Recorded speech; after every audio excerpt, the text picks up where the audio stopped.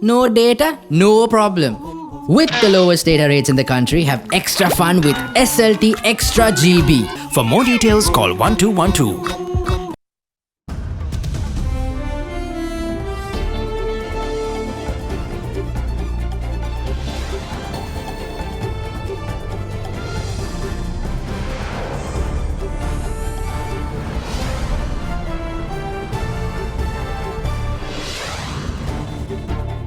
Tonight, criminal negligence. The IGP and the former Defence Secretary further remanded. Badiuddin's wife in a tangle. Ex-minister's spouse under investigation.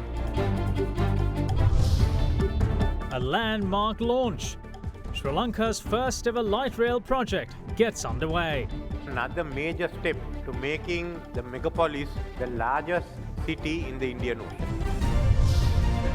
End of a dynasty. India's Congress Party leader Rahul Gandhi resigns. All that and much more coming up on First at 9 this Wednesday, the 3rd of July 2019. මුහුණ සති කීපයකට කලින් Fair and Lovely men ගෑවට පස්සේ Marx අඩු වෙලා ෆෙයානස් වැඩි වෙලා. Marx අඩු කරලා ඔයාගේ ෆෙයානස් ස්ටෑන්ඩඩ් එක වැඩි කරගන්න. Fair and Lovely men anti-marks cream. From AdaDerana, this is AdaDerana First at 9.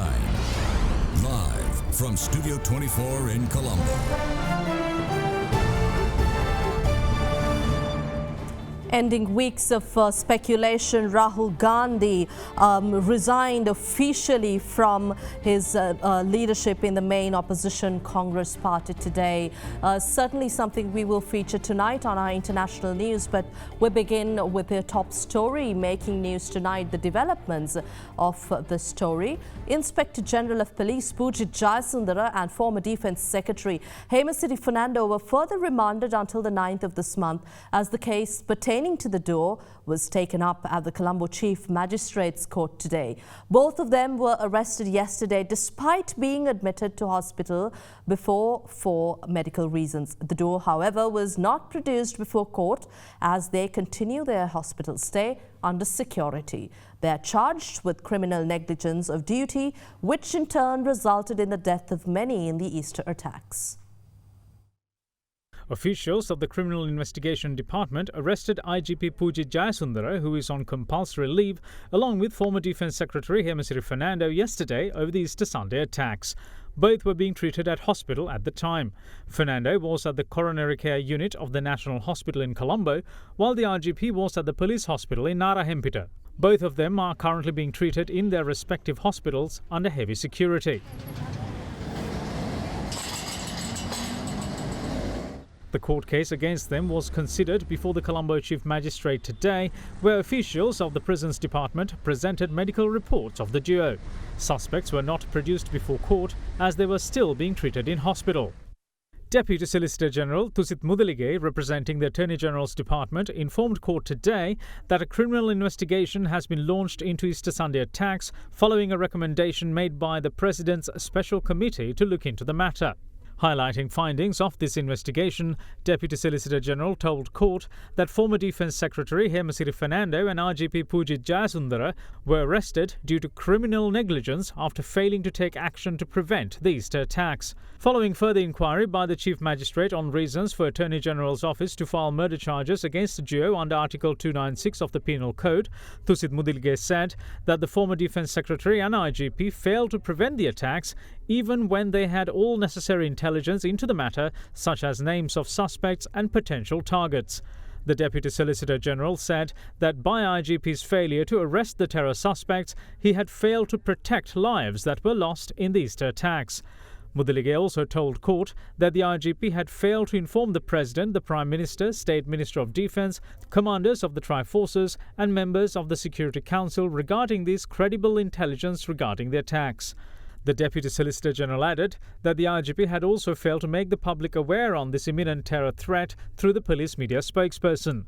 Accusations were levelled against the IGP for not imposing police curfew to control the situation as soon as the intelligence was received. Mudalige said that the IGP had not followed up after he had informed 4 Deputy Inspectors General regarding the threat. President's Counsel Anjuna Premaratna, representing the IGP and the former Defence Secretary, however, argued that the Attorney General's Department cannot file complaints under Article 296 of the Penal Code. Premaratna argued that none of the letters addressed to his client by the State Intelligence Service or National Intelligence Chief Cicera Mendes had clearly mentioned of an imminent terror attack. He questioned as to how it is possible for the IGP to be blamed over Easter attacks with these unconfirmed intelligence. Premaratna also pointed out that it is only the President who has powers to activate the Triforces under emergency laws and Prevention of Terrorism Act. He went on to say that the CID is deliberately refraining from naming certain officials as suspects of the case, as they then will admit to court of their knowledge on the attacks. He then requested court to release his clients on bail as they do not have enough and justifiable evidence to charge them with murder. In response, the Colombo Chief Magistrate informed that the order pertaining to their bail will be given on the 9th of July. Meanwhile, Deputy Solicitor General Thusit Mudalige informed court that charges will be filed against the IGP and former Defence Secretary Fernando under Articles 296, 298, 327, 328, 329 and 410 of the Penal Code. If convicted, the suspects will be subjected to imprisonment for a period spanning from 3 months to 5 years, or fines, or even both. They will also be subjected to death penalty if convicted under Article 296 of the Penal Code.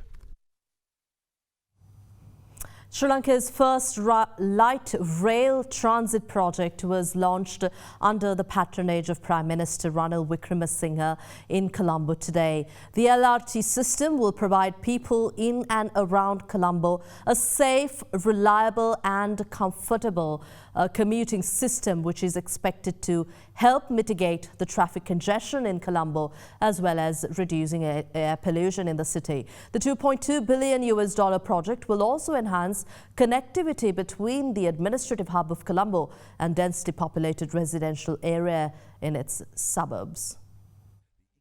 Japan International Cooperation Agency has agreed to provide financial and technical assistance for the development of the Colombo Light Rail Transit project under special terms for economic partnership, which is aimed at improving urban infrastructure and existing facilities in Colombo.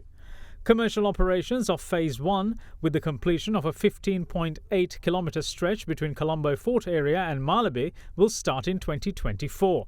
It will include 16 stations, including IT Park, Malabi, Talhena, Lumbini Temple, National Hospital, Borelle, Rajagiriya and Colombo Fort. Travelling time between Malabi and Colombo Fort is expected to be reduced to 30 minutes from the current 45 to 90 minutes. The main goal of the 7-phase development project is to enhance connectivity between administrative hub Colombo and densely populated residential area in its suburbs. I would like to note that for this project, the government of Japan will extend the yen loan package up to the amount of about 30 billion Japanese yen on highly concessional terms and conditions. On March 11th, I had the pleasure to sign the exchange of notes to implement this project. Japan remains committed to continuously extending assistance for Sri Lanka's peace and prosperity. Today, we've taken another major step to making the megapolis the largest city in the Indian Ocean. To be a modern megapolis, to be a modern urban center, you must have all the modern facilities. We in Sri Lanka have only started the process. As the population in and around Colombo grows, as transport becomes a major hurdle, the Colombo Light Transit will certainly help us to overcome this and bring into existence one of the most modern systems of transport. This is but one of the aspects of planning out a megapolis. The halted repair work of the oil pipeline, which runs from the Colombo harbour to the oil storage terminal in Colonnava, are set to resume from tomorrow. The decision comes after a special discussion worked off at the Ministry of Finance today. The repair work, which is in its last leg, brought to abrupt end when illegal residents living in the vicinity of the pipeline staged protests. The repair work of the remaining 140-odd metres of the 5-kilometre oil pipeline running from the Colombo harbour to the Colonnava oil storage terminal was halted recently over the unauthorised residents living near the pipeline refusing to evacuate. According to the employees of the Ceylon Petroleum Corporation, the reconstruction is halted at Mahawatta in Modera. CPC trade unions allege that it is due to the influence of Minister of Power and Energy Ravi Karunanayake that the repair work was halted, even though compensation amounting to 80 million rupees for the unauthorised residents had already been paid.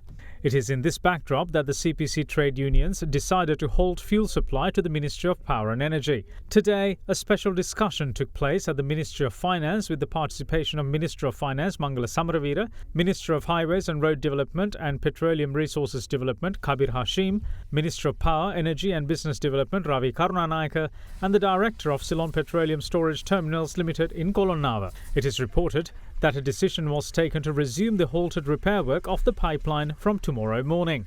It is also scheduled to provide housing for 370 unauthorised families living along the pipeline from the government's housing scheme programs tomorrow. Trade union members of the Sri Lanka Nidahas Sevaka Sangame, however, caution that imminent resumption of repair work is essential since there is a risk of the pipeline exploding. Former Chief Minister of the Northern Province, C.V. Vigneswaran, claims that the President's house in Kankasanture of Jaffna was built on nearly 75 acres of land acquired by the government during the tenure of former President Mahinda Rajapaksa. Speaking at an event held in Kankasanture yesterday, Vigneswaran also said that security forces in the Northern Province are still occupying 60,000 acres of state and private land despite current President Maithripala Sirisena's pledge following his presidential election win to return land acquired to build the President's house and the surrounding land to the rightful owners. It is in this backdrop that the Governor of the Northern Province, Dr. Suren Raghavan, instructed authorities to release 62 acres of land in the proximity of the President's house in Jaffna to the rightful owners. The discussion chaired by Dr. Raghavan was held under the instructions of the President at the Teliapalli Divisional Secretariat yesterday.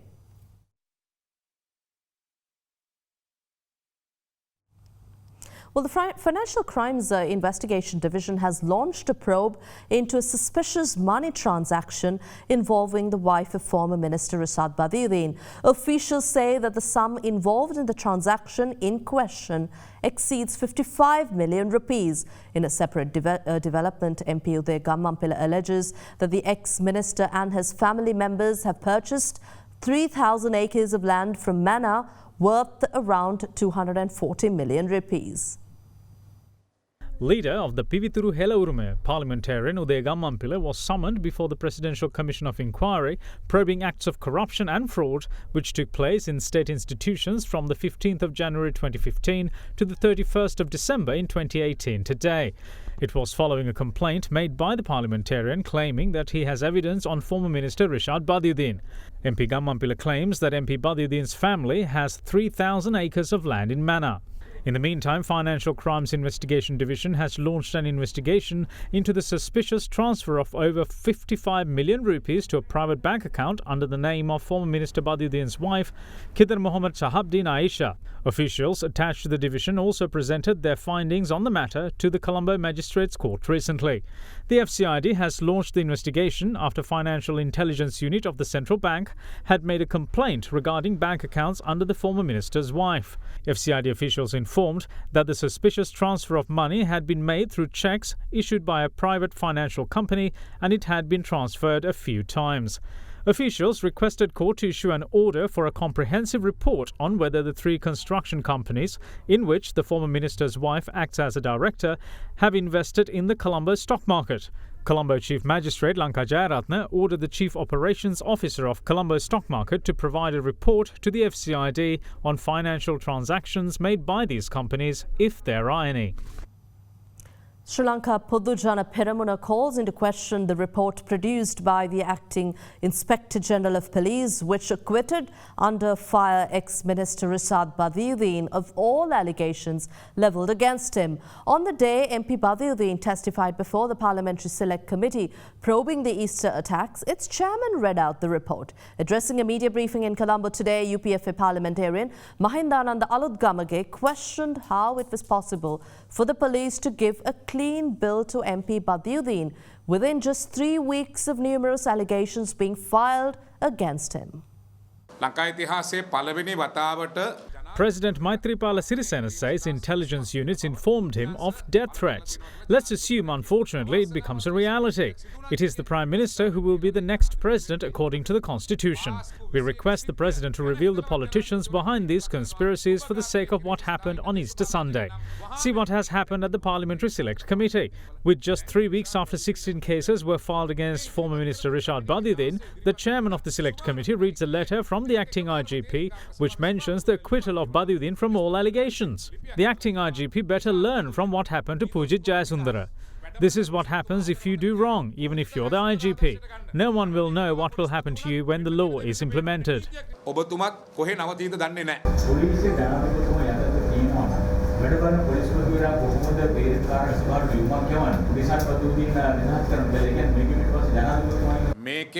Most politicians are not worried about the harm that will befall this country. The only thing they think about is votes. They would do anything to secure their voter base for the upcoming presidential election.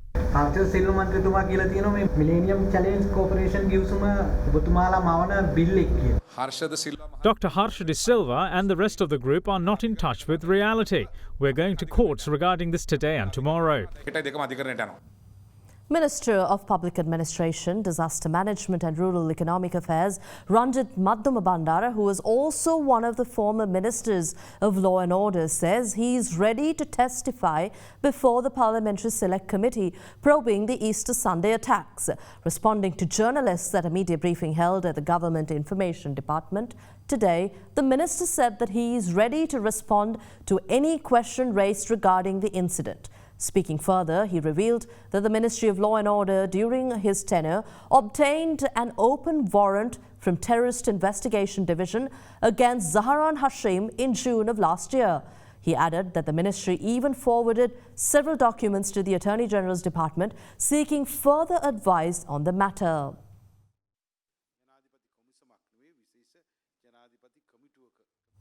Former governor of the Eastern Province, meanwhile, MLAM Hizbullah, arrived at the police Organised Crimes Prevention Division today upon a summon to record a statement over a complaint lodged against him. On the 5th of September 2018, an individual named Kandasamy Imraza filed a complaint at the OCPD that Hizbullah threatened his life over the phone. He also testified before the Parliamentary Select Committee probing the Easter Sunday attacks recently. Speaking to media following his appearance before OCPD, the former governor said that it is already proven that allegations levelled against him are void. And the Seychelles has become the latest country to relax their travel advisories on Sri Lanka. It comes on the back of assurances given by Sri Lankan authorities that the situation is under control. The country's Foreign Affairs Department, however, requested its citizens who choose to travel to Sri Lanka to exercise maximum precaution. The Seychelles said that although the state of emergency in Sri Lanka is still in place to empower security forces to arrest and detain criminals, the overall security situation in the country has returned to normalcy following the Easter Sunday attacks.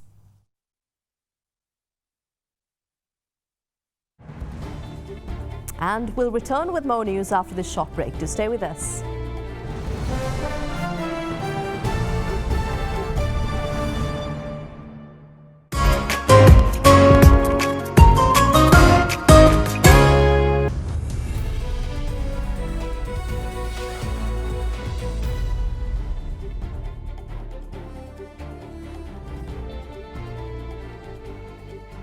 And we take you to business news.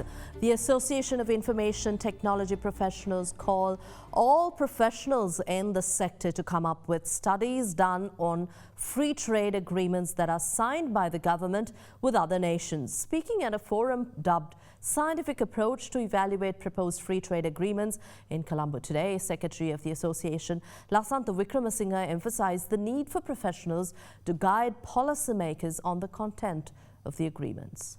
We need to show to our policymakers how you should react, how you should act when something is proposed to a country which will have a huge impact throughout the years, throughout the generations. His Excellency the President, as an observation to the cabinet paper, he has asked officials, especially to the officials in the MODSIT, Ministry of Development Strategies and International Trade, to carry out feasibility studies before doing any free trade agreements. It's a bit vague at which point that the feasibility study should be done. The real case, as the guideline, it should be done before commencing negotiations. Feasibility study should say whether you should start negotiation or not. If you start negotiation, it should provide an insight to you. What and how should you negotiate in the negotiation table? So if we are wrong, you have to say that. So we can hire more experts if it is possible to do. So that is what is required, and that is we are trying hard. And if we do that, government will have to stick to that, because this is what should be done. This is the right thing to be done. And if the right thing can be clearly seen, it is very difficult to do wrong thing. Sri Lankan shares ended firmer for a fourth straight session today, hitting their highest close in nearly 9 weeks. The all share price index ended up 0.38% at 5,411.55 in a backdrop where the index rose 0.16% last week and posted its first monthly gain for the year in June. The BOS, however, is down 10.59% so far this year. We have Hiruni Pereira with a complete market report. Both capital market remains positive today. The bond market yields saw a parallel downward shift in short and belly end of the yield curve with renewed buying interest from foreign banks. At the primary bill auction, yields of all three maturities dipped, with 1 year being accepted at 8.59%, a near 3.5-year low. Equity market turnover recorded 1 week high. A net foreign outflow continues for 2 weeks, led by Dialogue and HNB. Meanwhile, the Sri Lankan rupee ended at 178 rupees and 6 cents against the US dollar. The rupee rose 0.17% last week and is up 3.75% so far this year, although it dropped 16% last year and was one among the worst performing currencies in Asia. With that, here's a look at how the local currency traded against other major currencies of the world.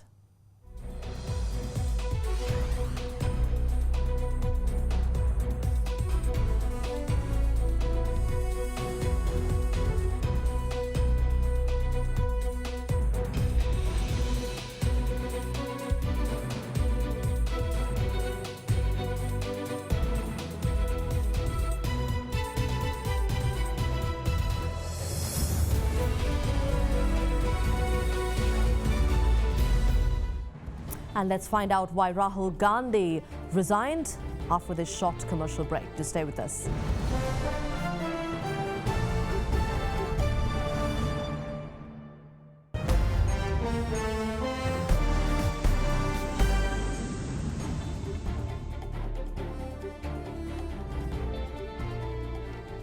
You may have experienced certain social media blockages, and certain features of Facebook, Instagram and WhatsApp have stopped functioning in some user accounts across the world, including Sri Lanka. Rather than a total or global outage, the Facebook issue appears to be specific to certain features.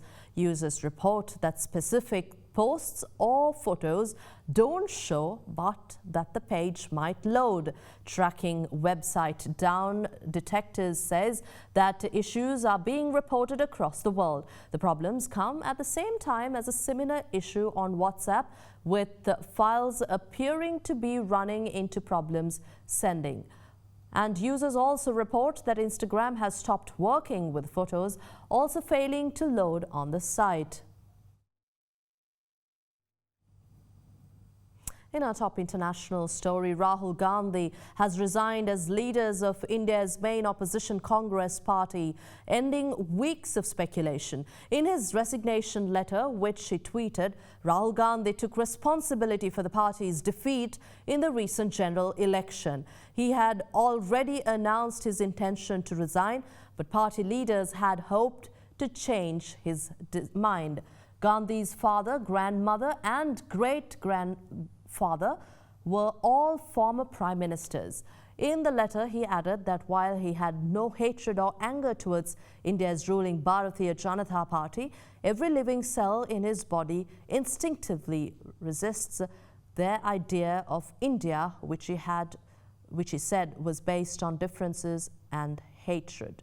He also called the impartiality of the election into question, saying that they didn't fight a political party but fought the entire machinery of the Indian state.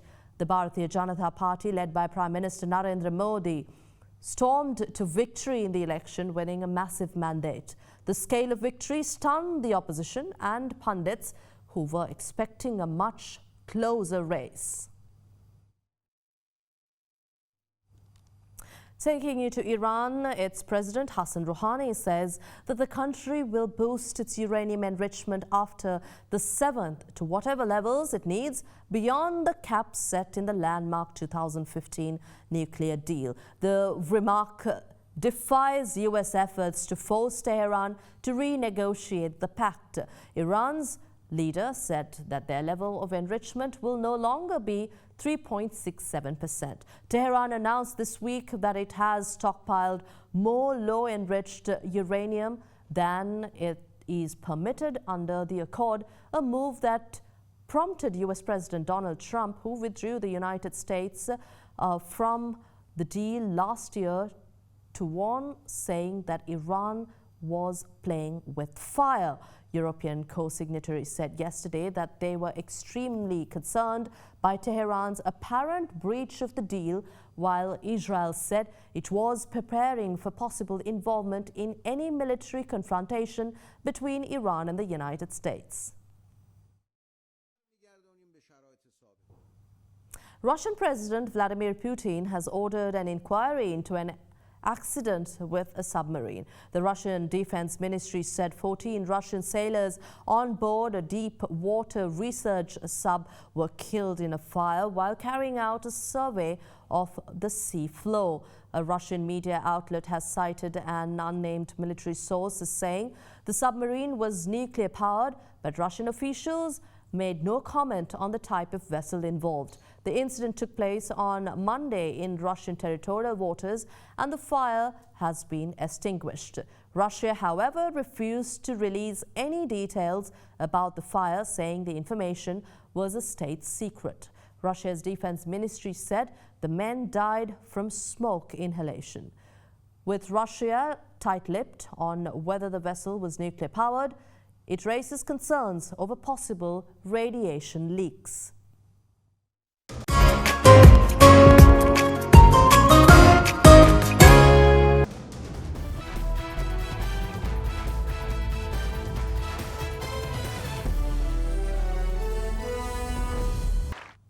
On to the Icc Cricket World Cup, where hosts England seems to continue their resurgence following the blip they had against Sri Lanka. They're currently taking on New Zealand in Chester Street. After choosing to bat, the hosts put on 305 runs for 8 wickets, with the opening pair doing more damage. Chasing 306 runs for the win, the Black Caps are struggling on 132 for the loss of 6 wickets.